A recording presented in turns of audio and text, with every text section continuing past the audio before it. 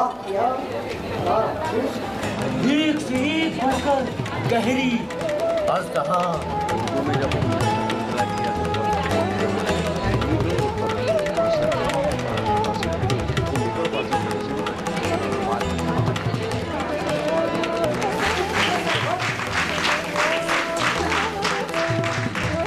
नाज़रीन, आज़ादी के बाद हिंदुस्तान में तहज़ीबी और सकाफ़ती सरगर्मियाँ मांद पड़ गईं।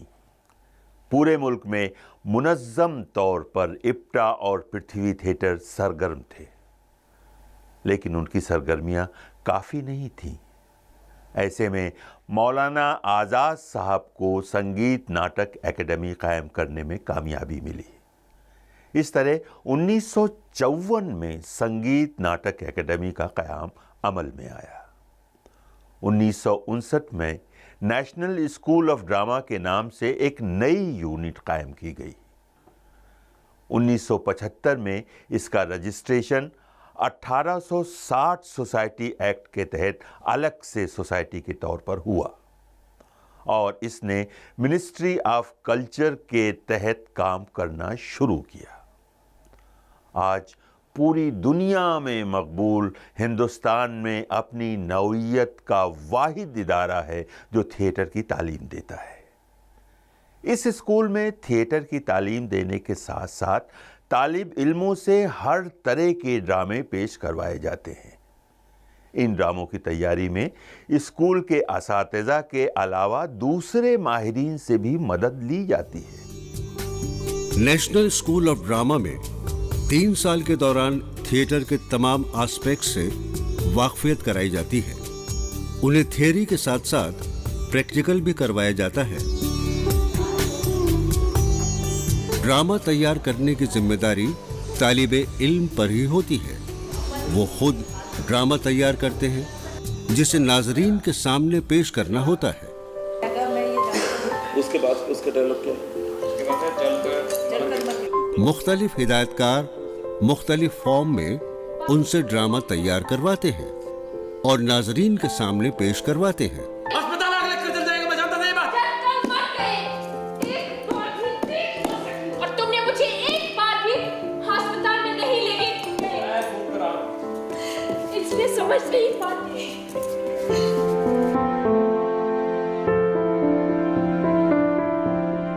अगर मेकअप के बारे में बताया जाता है तो उनसे मेकअप करवाया भी जाता है।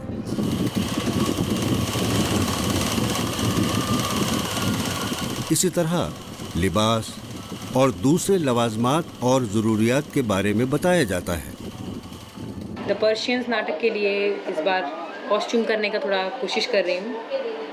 हमारे जो डायरेक्टर हैं मिस्टर उवलियापुरी काफ़ी ज़्यादा मदद कर रहे हैं, वो काफ़ी अच्छे से गाइड कर रहे हैं to understand the textures, basically how the texture will work with the help of light. किस तरीके से लाइट के साथ कैसे काम होगा, या एक्टर्स कैसे नज़र आएंगे, कौन सा कपड़ा उनको पहनाने से वो चमकेंगे, कौन से उनका चेहरा दिखेगा, कैसे रिफ्लेक्ट होगा। उन्होंने काफ़ी सारी बातें की हैं, तो इसकी वजह से किसी एक टेक्सचर पे एक बार में स्टिक होना बड़ा मुश्किल है। ज़्यादा कोशिश ये रहती है कि ज़्यादा से ज़्यादा चीज़ों को देखा जाए, परखा जाए, समझा जाए कि अच्छा ये कैसे वर्क करेगा, ये वर्क करे कैसे करेगा। तो उससे एक इमेजिनेशन में कॉस्ट्यूम काफ़ी अच्छे से वर्कआउट कर रहे हैं।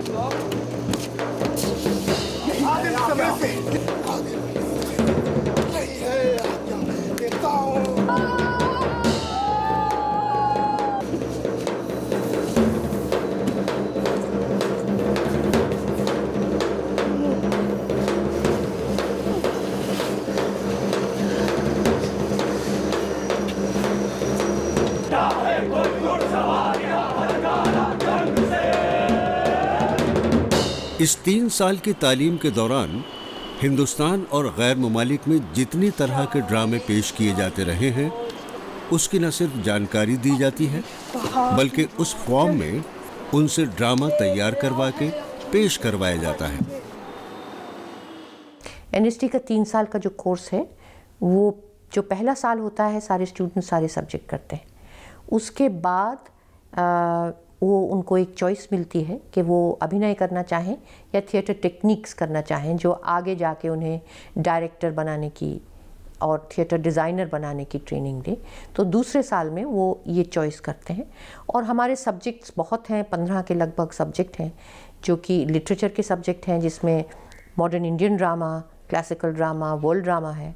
साथ ही में थिएटर आर्किटेक्चर है, सीनिक डिज़ाइन है, कारपेंट्री है, कॉस्ट्यूम है, मूवमेंट है, इम्प्रोवाइजेशन है, योगा है।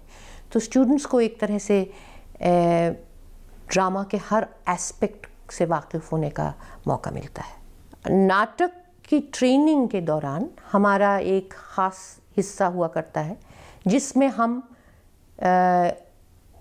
जैसे आगा हश्र के नाटक के ऊपर स्टूडेंट्स ट्रेनिंग लेते हैं, पारसी नाटक कैसे खेला जाता था उसके ऊपर ट्रेनिंग लेते हैं, और जो अलग नाटक, अलग अलग किस्म के नाटक आए हैं उर्दू के दौरान, कई बहुत सारे शेक्सपियर के नाटक उर्दू में ट्रांसलेट हुए, वो हम खेला करते हैं।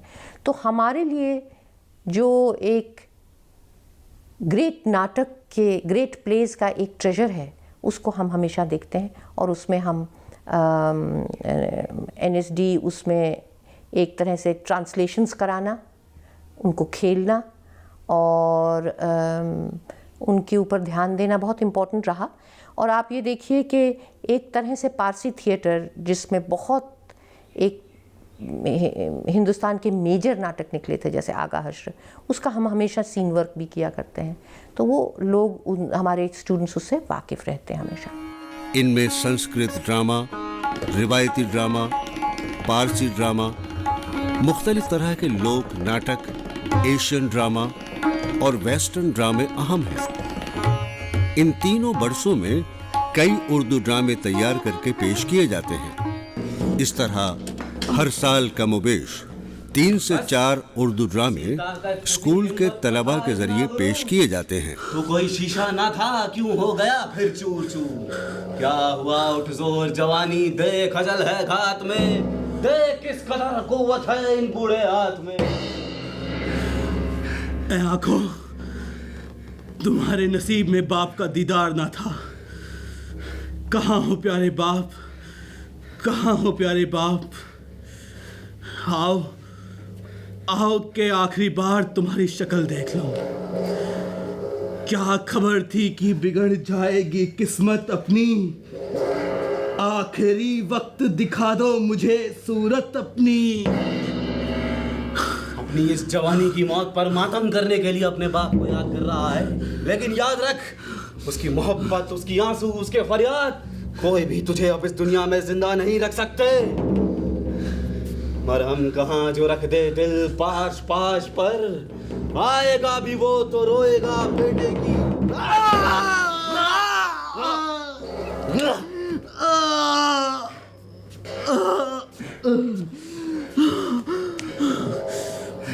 भाग जा, इस दुनिया से किसी दूसरी दुनिया में भाग जा। तूने साहम व निर्माने के खानदान के चिराग को बुझा दिया है। तारीके जंगलों, पहाड़ की गुहारों, तू कहीं भी जाकर छुप जा, लेकिन मेरे बाप रुस्तम के इंतकाम से नहीं बच पाएगा। क्या कहा? तू रुस्तम का बेटा है? हाँ। तेरी माँ का नाम? तहमीना। तेरे इस दावे का सबूत? मेरे इस बाजू पर मेरे बाप की निशानी बंधी हुई है। झूठ बोल रहा है, झूठ बोल रहा है तू मुझसे, पागल बना रहा है मुझे।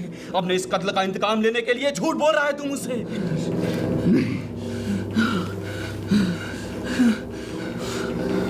वही मोहर, वही निशानी। पागल बूढ़े, जलील, ये क्या कर दिया तूने? शहर जैसा खूनी हैवान, भेड़िए जैसा जालिम और रीछ जैसा मूजी भी अपनी औलाद के साथ ऐसा सलूक नहीं करता। खून में डूबा है वो जिससे मजा जीने में था, दिल के बदले क्या कोई पत्थर तेरे सीने में था।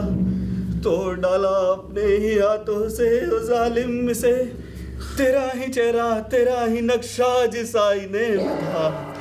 फतेहमंद बूढ़े, तू रुस्तम नहीं, फिर मेरी मौत पर रंज करने की बजाय फिर मेरी मौत पर रंज क्यों कर रहा है? अब रोने और आंसू बहाने, मातम करने और छाती पीटने के अलावा मेरी जिंदगी में और बाकी ही क्या रह गया है? मैंने तेरी जिंदगी को तबाह करके अपनी जिंदगी का हर सुख, अपनी दुनिया के हर चैन को तबाह कर दिया। मुझसे नफरत कर, मेरे मुंह पे थूक, मुझे हजारों जबानों में लानत दे। फगा हो, हसरत हो, सर से पाँव तलक गम हो, मैं बेटे का कातिल हूँ, मैं बदवक्त रुस्तम हूँ। बाबा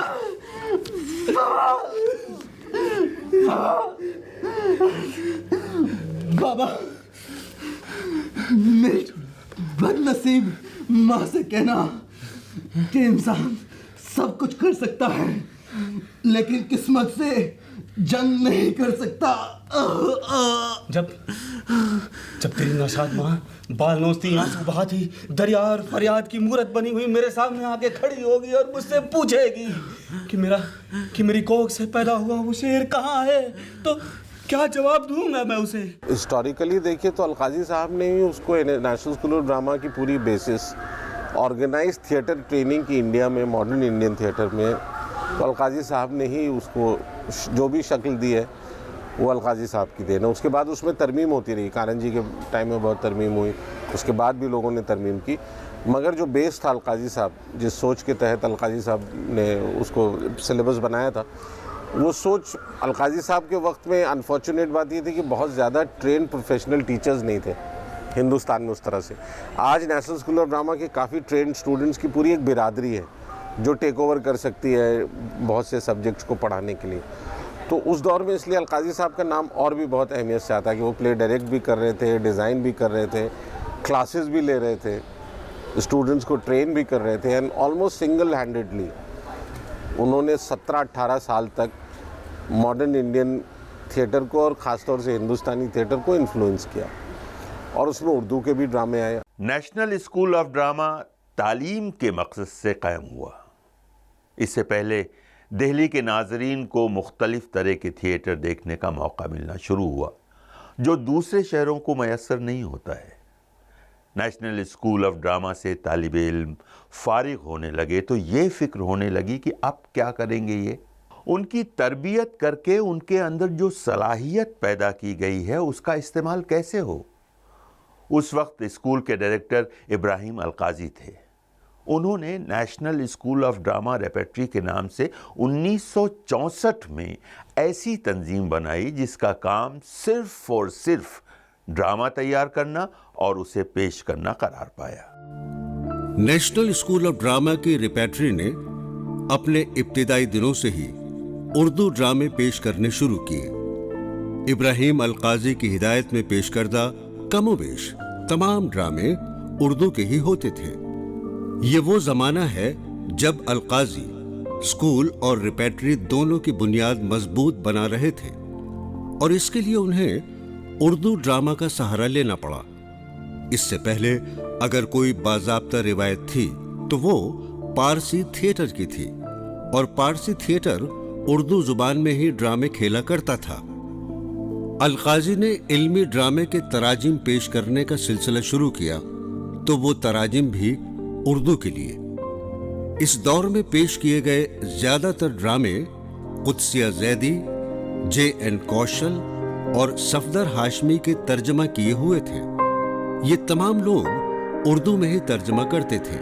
यहाँ तक कि बीवी कारंत ने जब ड्रामा तुगलक का तर्जमा किया तो वो मुश्किल उर्दू जुबान में था और उसी जुबान में उसे खेला गया। रेपेट्री को शुरू हुए लगभग 40 साल से ऊपर हो चुके और उसका मकसद ये था कि जो यहाँ से स्टूडेंट्स ट्रेन हो के निकलें उन्हें एक ऐसा प्लेटफॉर्म मिले, एक ऐसी जगह मिले जो वो सीखे हैं उसको प्रैक्टिस कर पाएँ। तो उसी तरीके से रेपेट्री की शुरुआत हुई कि प्रोफेशनल थिएटर में काम करने का जो एक अनुभव होता है, जो एक्सपीरियंस होता है वो उन्हें मिले। तो और दूसरा रेपेट्री का एक ये भी मुद्दा था कि वो नई किस्म का थिएटर, आधुनिक थिएटर, आज का थिएटर भारत के हर एरिया में, हर प्रांत में ले जाए, तो वो भी हम किया करते हैं। तो रेपेट्री साल में 4 या 3 नए नाटक बनाती है, फिर उनका टूर लगाती है और साथ ही में एक समर फेस्टिवल करती है जिसमें हर नाटक के काफ़ी शो हुआ करते। नेशनल स्कूल ऑफ ड्रामा की रेपेट्री का तजुर्बा कामयाब रहा तो इसे मुल्क के मुस्तकबिल बच्चों की फिक्र सताने लगी। उस वक्त की डायरेक्टर कीर्ति जैन ने सोचा क्यों ना थिएटर में बच्चों की दिलचस्पी की शुरुआत करें। इस मकसद के तहत उन्होंने 1989 में थिएटर इन एजुकेशन यानी संस्कार रंग टोली की बुनियाद डाली। ये अपनी नौइयत का हिंदुस्तान का वाहिद इदारा है। असातिज़ा और बच्चे मिलकर ड्रामा तैयार करते हैं और इसे नाजरीन के सामने पेश किया जाता है।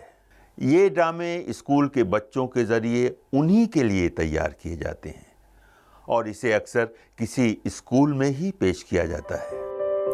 संस्कार रंग टोली का खास जोर इस बात पर था कि वो बच्चों के लिए वो माहौल तैयार करने में मदद करे जिसमें वो सवाल कर सके, अपना फैसला खुद ले सके, अपनी पसंद नापसंद का इजहार कर सके। इन पेशकर्दा ड्रामों में गीत भी होते हैं जो उर्दू में ही लिखे हुए होते हैं। मौसीकी बच्चों को ज्यादा मुतासिर करती है और इससे ड्रामे में दिलचस्पी पैदा हो जाती है। हमने ये सोचा कि हमारा जो ग्रुप होगा बच्चों का तो वो कम से कम 30 बच्चों से ज़्यादा नहीं होना चाहिए। पहला एक उसूल हमने ये बनाया। फिर दूसरा ये बनाया कि हमें उसको किसी एक एज ग्रुप के अंदर रखना चाहिए कि जहाँ 8 साल का बच्चा भी है, वहाँ 16 साल का बच्चा भी है, वहाँ 5 साल का बच्चा भी है। इसका कोई मतलब नहीं, कोई किसी की सुन नहीं पाता। तो थिएटर वहाँ बच्चों के पास जब जाए तो उनकी डेवलपमेंट के लिए हो, उनके मतलब एक तरह से आत्मविश्वास बढ़ाने की बात हो, उसमें कॉन्फिडेंस की बात हो और बच्चे को मतलब एक तरह से अपने आप से और थिएटर की उस एक्टिविटी के साथ एक रिश्ता बने। नेशनल स्कूल ऑफ ड्रामा का क़याम थिएटर की तालीम के लिए हुआ था, लेकिन धीरे धीरे इसने अपनी नई नई शाखें खोलकर तालीम के साथ साथ थिएटर के फ़रोग़ का काम शुरू कर दिया। इससे बढ़कर एक काम और किया और वो ये कि स्कूल से फारिग तालिबे इल्म का इस्तेमाल इसके लिए रेपेट्री और संस्कार रंग टोली बनाई। तो बाद में एक्सटेंशन प्रोग्राम के तहत पूरे हिंदुस्तान में थिएटर की तरबियत का काम शुरू किया। इस प्रोग्राम के तहत कोई भी ड्रामा ग्रुप, तहजीबी सकाफ़ती तंजीम या तालीमी इदारा ड्रामा करना चाहता है और उसके पास तरबियत याफ्ता या तजुर्बेकार हिदायतकार नहीं है तो नेशनल स्कूल ऑफ ड्रामा अपनी जानिब से उसे हिदायतकार मुहैया करवाएगी। ये डायरेक्टर अपनी निगरानी में एक ड्रामा तैयार करवाएगा और उसका आवाम के लिए शो किया जाएगा। नेशनल स्कूल ऑफ ड्रामा ने कई तरह के फेस्टिवल के इनेकाद का फैसला वक्फे से किया। भारत रंग महोत्सव के नाम से बैनुल-अक़वामी ड्रामा फेस्टिवल हर साल दिसंबर जनवरी में होता है। इसमें हिंदुस्तान और गैर ममालिक के ड्रामा ग्रुप मुख्तलिफ जुबानों में ड्रामे पेश करते हैं। रिपेट्री अपने पेश करदा ड्रामों का फेस्टिवल करती है। ये फेस्टिवल मुख्तलिफ औकात में मुल्क के मुख्तलिफ शहरों में मुनक़िद होता है। इन तमाम फेस्टिवल और जश्न में उर्दू के ड्रामे खासी तादाद में शामिल होते हैं, जिससे इन फेस्टिवल की रौनक में इजाफा होता है और उर्दू ड्रामे की खिदमत होती है सो अलग। मिसाल के तौर पर 50 नाटक हैं तो 2 या 3 नाटक आपको उर्दू ज़बान में मिलेंगे, लेकिन वो भी खालिस उर्दू नहीं होंगे। वो ऐसे होंगे जिसमें कहीं कहीं कुछ उर्दू ज़बान का इस्तेमाल है। पर हाँ, जो कभी हैदराबाद से ऑल्टरनेट ईयर्स में कभी एक आत आ जाएगा जो उर्दू नाटक होगा, लेकिन बहुत ज़्यादा उर्दू नाटक होते हों ऐसा नहीं है, क्योंकि वो भारत रंग महोत्सव है, पूरे भारत को उसे कवर करना है। वो उर्दू रंग महोत्सव नहीं है, तो इसलिए उनको इस बात का भी ख्याल रखना होगा। अब जैसे वहाँ पे जर्मनी के भी नाटक आते हैं, फ्रांस से भी आते हैं, तरह तरह ज़बान के नाटक आते हैं, तो एक आध भी अगर वो मौका देते हैं तो अच्छी बात है। लेकिन देखने वाली ये बात है कि जिस शख्स को उन्होंने मौका दिया नेशनल प्लेटफॉर्म पे लाके, वो साल भर क्या कर रहा है।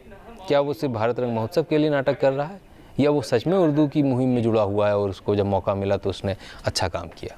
दीवार की ही मालूमात हासिल करनी थी तो मुझसे ले लीजिए, वो पहले की तरह टूटी पड़ी है। अगर बन के गई होती तो क्या बात थी, पहाड़ की पथरीली चट्टानों को काट कर अगर दूध की नहर निकाली जा सकती है, तो क्या ईंटों की जरा सी दीवार में सेंध नहीं लगाई जा सकती? जानकर खुशी हुई कि सिर्फ दीन और ईमान तक ही आपकी मालूमात महदूद नहीं है। पुराने अफसानों का भी आपको इल्म है। पुराने अफसानों का भी और नई दास्तानों का भी। हाँ, आपकी निगाहें दास्तानों के अलावा और देख भी कर सकती हैं। जलाल और नसीर के साथ बात चल रही थी और मैंने कहा यार मेरे पास एक स्क्रिप्ट है मिर्ज़ा गालिब को लेकर के और इस तरह का नाटक है वो हम करना चाहते हैं। और एक हमारे अमीर दोस्त थे जो इन चीज़ों में मदद करते थे, उन्होंने कहा कि करो हम करेंगे। और सुरेंद्र वर्मा भी साथ में बैठे हुए थे, उन्होंने कहा अबे कमबख्त ये तो मेरा ड्रामा है तू जो बता रहा है। मैंने कहा तेरा है, मुझे नहीं मालूम, उस पर तो पहले सफ़े पर कुछ लिखा नहीं है, मैं तो खुद तलाश रहा हूँ, तो दिखा मुझे। मैंने दिखाया उनको, नहीं उन्होंने कहा ही नहीं ये तो बहुत ही ख़राब है और मुझे इसमें बहुत तरमीम और बहुत चेंजेस बहुत करना है, अभी काम अभी नहीं करोगे। बात 74 से कट होती है और आइए 1990 में सुरेंद्र वर्मा को मैंने टेलीग्राम भेजा और चौथे दिन वो स्क्रिप्ट यूं की यूं जैसी मैंने उनको दी थी वैसे ही उस पर सुतली लपेटी हुई आ गई। तो उन्होंने कहा कि भाई मैं उस दिन बहुत जद्दोजहद के बाद परेशान सूरत घर लौटा था, तो मैंने कहा कर लेने दे जैसा करता है। तो यूं हुआ वो नाटक। पहले ही रुसवाई में कौन सी कमी रह गई है? मैंने रोजा और नमाज की जगह जज्बात निभाए और ये उन्हीं का तकाजा है। क्या तकाजा है? घर से निकल के हवालात में बंद हो जाओ। नहीं, इसकी नौबत नहीं आएगी। इससे पहले मैं सही सलामत उस घर में दाखिल हो जाऊंगा, इतना यकीन तो मुझे है। इतना तो मुझे भी यकीन है, लेकिन फिर क्या होगा? इस बात का एहसास है कि आपको दिल्ली को एक बहुत ही रंगीन किस्सा मिल रहा है जो कूचे कूचे में चटखारे ले लेके सुना जाएगा। मुझे आपके लिए हमेशा अफसोस रहा है, लेकिन ये जाना मुमकिन नहीं हो सकता। नहीं। आखिर ऐसी कौन सी कशिश है उसमें? ये शादी का नहीं, दर्द का रिश्ता है। और इसके ताने बाने जब बुने जा रहे थे तब मैं पूरी तरह से टूट चुका था। मेरी बयाज, लोगों का ज़ौक़ सुखन, हर शय पर से मेरा यकीन उठ चुका था। मैं जब बाहर निकलता तो ऐसा लगता जैसे मैंने कोई खोल उड़ रखा या मेरे इर्द गिर्द एक खाई है जिससे मैं लोगों के नजदीक नहीं जा सकता। गलती कहाँ हुई थी? क्या वाकई जिंदगी की नब्ज़ पर से मेरी उंगली उठ चुकी थी, या मैं अपनी जगह सही था? क्योंकि राह आम तो मुख्तलिफ था, इसलिए मुखालफत होना लाज़मी। जब जख्मी खुदारी लिए मैं घर पे आता, आस्ताने पे कदम रखते ही आपको पाता, गोया इल्जाम और तोहमतों का मुजस्सम आईना। प्यारे नाज़रीन, हम जानते हैं कि नेशनल स्कूल ऑफ ड्रामा और इब्राहिम अलकाज़ी ने अपने इब्तदाई ज़माने में सिर्फ़ और सिर्फ उर्दू ड्रामे खेले। उन्होंने आलमी सतह के शाहकार ड्रामों का तर्जुमा उर्दू ज़बान में ही करवाया और खेला। अगर नेशनल स्कूल ऑफ ड्रामा इसकी रेपेट्री, संस्कार, रंगटोली और तालिब इल्म के ज़रिए खेले जा चुके उर्दू ड्रामों की तादाद देखना चाहें तो शायद 1000 तक पहुँचे। इसके अलावा इनकी मदद से पूरे मुल्क में हर साल सैकड़ों ड्रामे खेले जाते हैं। इनमें उर्दू ड्रामे भी शामिल हैं। इस तरह बाज़ औक़ात अक्सर अनजाने में और कभी कभी मजबूरी में उर्दू ड्रामे पेश होते रहते हैं।